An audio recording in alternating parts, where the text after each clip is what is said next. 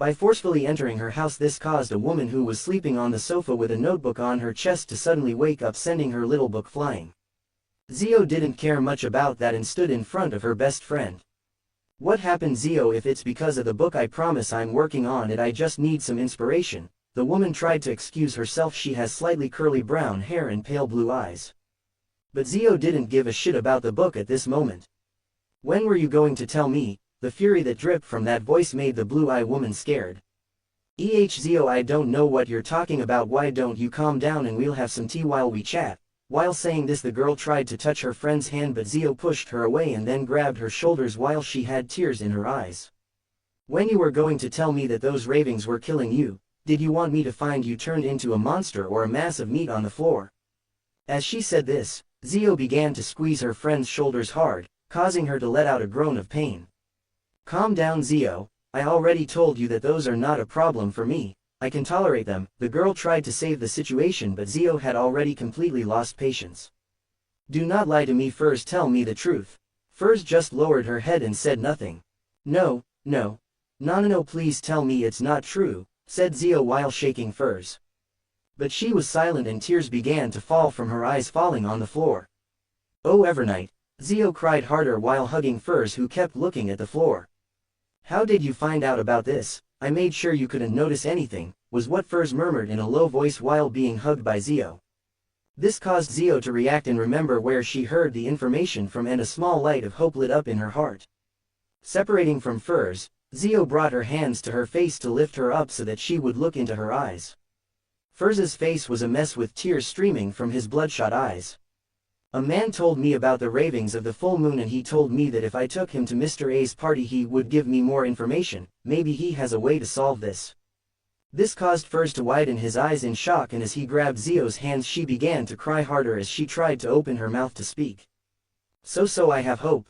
Only that man knows, so please, Furs, don't hide things like this from me again, I ask you." While saying this, Zio hugged Furs again, who returned the hug weakly. "I promise," she mutters slightly. While all this was going on, Adrian was trying to cook an old recipe without knowing that what he had told Zio would have such results. This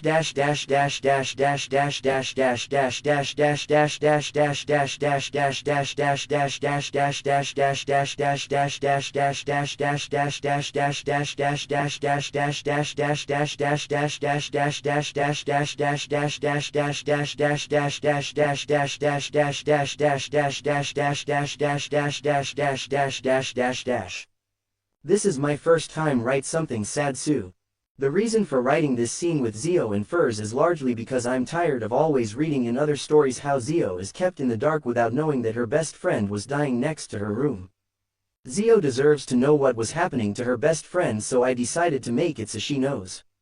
On the morning of Thursday, June 8th, Adrian woke up again, and getting ready he went to Braveheart's bar to spend the morning until 1 o'clock p.m. After spending his morning watching the drunks, Adrian left the bar and went to the Hunters Club.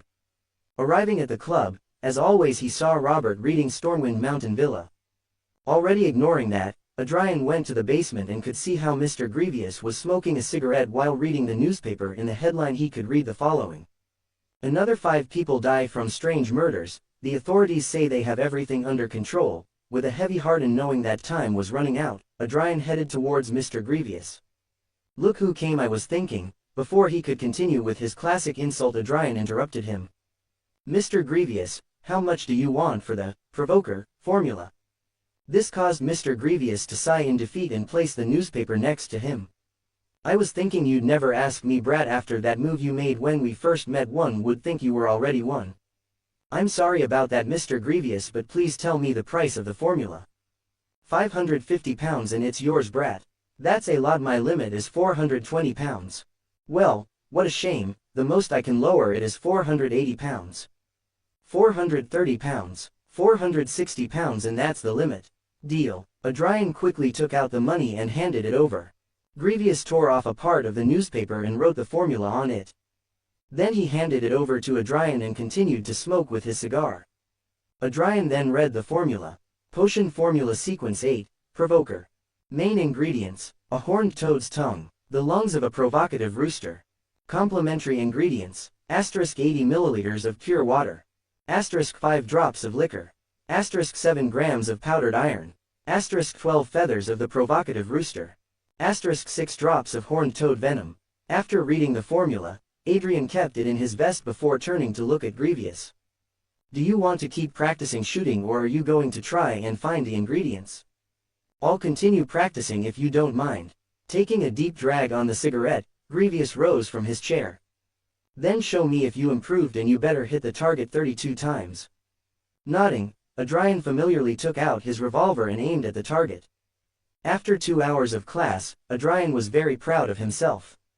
After digesting the potion, he could now hit the 25-meter target 34 out of 40 times. Grievous had him increase the distance to 40 meters, and he managed to make 27 of 40 shots, which is pretty decent if you ask him. Leaving the shooting range and saying goodbye to Robert Adrian, he bought a newspaper before heading to Braveheart's bar. He was reading the whole trip looking for a new party. It had barely been a day since the last one, but it never hurt to check. But there was nothing, just information about the murders. Arriving at Braveheart's bar, Adrian went to the old man. Marich was with him while he continued to play cards with his zombies. Now what do you want, brat? I need your advice to get a job as a mercenary, and I was hoping you could help me. Raising an eyebrow, the old man replied calmly, Brat, this is the best place you can get for this kind of thing. Let me explain how you can start from the bottom. First, start taking jobs that are done in groups and build your reputation on that, and over time you can take on more important assignments. Then, do you have an order of that kind available, Mr. Old Man? When he asked this, the old man smiled and took a sheet from behind the bar and handed it to him. It said, Request for cargo protection. 8 people with diverse abilities are required. Reward £50. Reading the order, Adrian looked at the old man again. What about the other 7 people?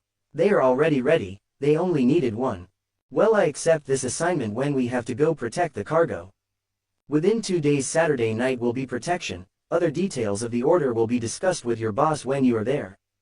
So I'll run into my comrades there. Yes, all 7 of them, so wait until Saturday and get ready in these 2 days. If that's all, get out. Bowing, Adrian said goodbye to the old man and turned to nod to Marich, but he ignored him again. Already accustomed to that, Adrian left and headed home. Arriving home, Adrian checked that none of the traps he left had been activated, and seeing that everything was in order, he went inside his bedroom and he closed the curtains. After that, he sat in a lotus pose to meditate. He was finally going to revisit the City of Calamities. Although the only way to enter that he knew was this, and because he did not dare to try to guess the prayer to enter, so he quickly began to outline the sphere of light continuously until it was again replaced by the city surrounded by yellowish smoke and soldiers of fire. When he entered again, he reappeared in the same place as last time, and the fire soldiers saw him again, and they made the same military salute and continued with their patrol, allowing Adrian to pass. Still curious about these fire soldiers, Adrian began to walk around the city that was so similar to his birth city but had very different details. Whether it was the distribution of the buildings, the streets, or the shops, everything was very different. It only had the aura of home, but it was not. It was somewhat difficult to explain, but a good example would be that it only had the front part of the city, the rest was very different and it felt strange. The greatest example of that, a huge Roman Colosseum in the center of the city, was surrounded by fire, not allowing him to pass.